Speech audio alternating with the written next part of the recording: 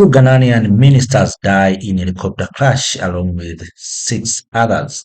Ghana has been thrown into national mourning following the tragic death of two government ministers and 6 others in a military helicopter crash in the Ashanti region. The country's defense minister, Edward Boamah, and the Minister of Environmental Science and Technology, Ibrahim Muhammed, were among those killed where the Z9 helicopter went off ladder shortly after leaving the capital Accra at about 9:12 a.m. on a mission to Obuasi for an illegal mining event. Military sources said the chopper had 3 crew members and 5 passengers on board before the fatal crash. Images of what appears to be the burnt remains of the helicopter are already circulating online, although the cause of the crash remains unknown, describing the incident as national tragedy. Ghana's Chief of Staff, Julius Debla, has ordered that the country's flag fly at half-mast in honor of the victim. May their soul rest in power. Allah will be able to do that. The challenges confronting us in this country is corruption. The challenges. I'm not a saint, but at least you do your possible best to avoid it. I don't have money. What I have, what I get is my salary. And wallahi, not a dime of Tamale Central has ever touched my tongue or bought a book for my son or my daughter. Because I know that I will account for it. And our society today, if you don't have money, you have no value in our society. The moment you are given appointment, your family thinks that their lives have changed. The moment you have a small opportunity, people think that you must provide. If you don't have, they disrespect you. And that has pushed several politicians to engage in corruption. That pushed people. And I am particularly worried. I am worried for myself as a Muslim. And I'm worried because which have I spent that I didn't need to spend? Which have I spent inadvertently or unknowingly that I shall account for it? That should be a profound worry. That should be a worry to everybody. But we don't seem to care. They don't respect you. Even your colleagues won't value you because they think that you don't have the money they have in this country. There are politicians who could not even rent a room.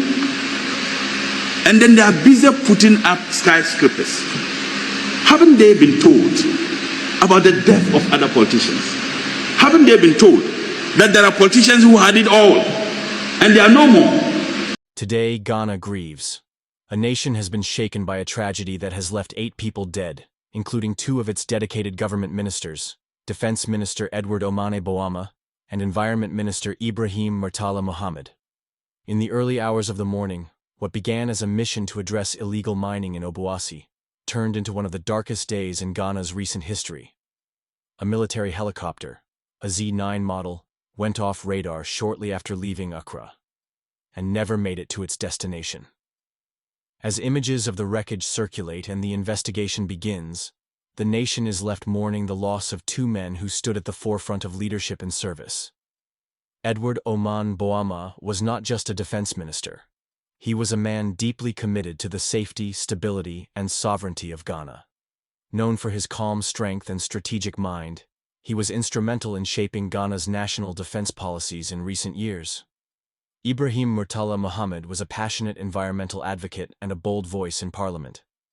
His recent push for stronger environmental regulations, especially in the fight against illegal mining or galamsey, made him both a reformer and a protector of Ghana's natural heritage.